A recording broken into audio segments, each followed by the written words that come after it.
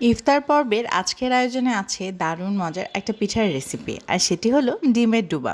ডিমের ডুবা কি আপনারা কখনো খেয়েছেন? যদি না খেয়ে থাকেন, আজকে যে রেসিপিটি শেয়ার করব সেটি দিয়ে কিন্তু অবশ্যই একবার তৈরি করে নেবেন।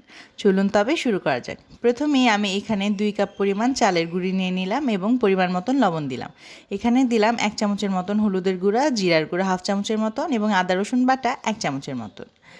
এই পিঠাটা কিন্তু খুবই মজা, একবার না খেলে একেবারেই মিস। এই পর্যায়ে দিয়ে দিচ্ছি প্রায় 1 চামচের মতন বেকিং পাউডার। এবারে আরেকটি পাত্রে আমি 2টি ডিম ফেটিয়ে নিচ্ছি। আপনারা চাইলে কিন্তু এখানে একটি ডিমও ব্যবহার করতে পারেন, তবে আমার কাছে মনে হয় ডিমটা একটু বেশি হলে খেতে খুব বেশি মজা হয়। আমি খুব সুন্দরভাবেই ডিমটাকে ফেটিয়ে নিচ্ছি।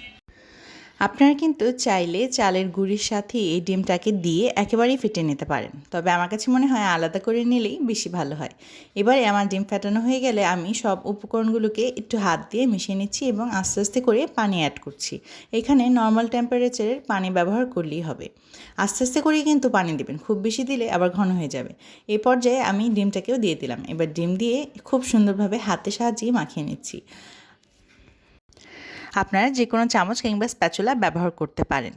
পিঠার গোলা কিন্তু আমার একেবারেই তৈরি হয়ে গিয়েছে, একেবারে পাতলাও না আবার ঘনও না। এবারে ডুবো তেলে এগুলোকে ভেজে নিতে হবে।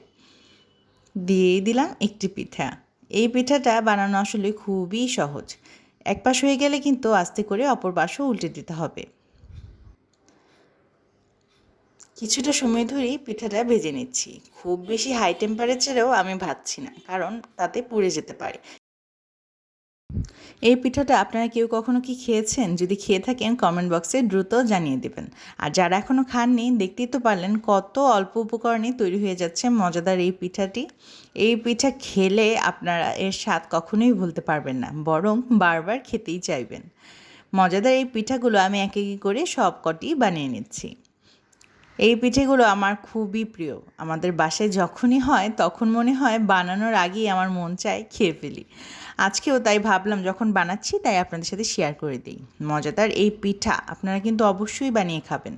আর যারা যারা আমার ভিডিও দেখেন তাদের সবাইকে অনেক ধন্যবাদ আমার পাশে থাকার জন্য। এভাবেই আমাকে সাপোর্ট করে যাবেন। আপনাদের জন্য অনেক ভালোবাসা এবং শুভকামনা রইল। মজাদার পিঠাগুলো এক এক করে আমি সবকটি বানিয়ে নিয়েছি। এবারে পরিবেশনের পালা। আমি খুব সিম্পলভাবে এটাকে পরিবেশন করব। সুন্দর করে একটি প্লেটে পিঠাগুলো সাজিয়ে নিয়ে আপনাদের কাছে চলে এলাম। আজকের ভিডিওটি ভালো লাগলে কমেন্ট বক্সে জানাতে একেবারেই ভুলবেন না। আর পিঠাগুলো দেখতে কেমন হয়েছে সেটিও কিন্তু অবশ্যই জানাবেন। ইফতারে এই আইটেমটা কিন্তু একদিন অবশ্যই রাখতে পারেন। এটি খুবই লোভনীয় এবং দেখতেও খুবই সুন্দর। সবাই ভালো থাকবেন, সুস্থ থাকবেন। ধন্যবাদ।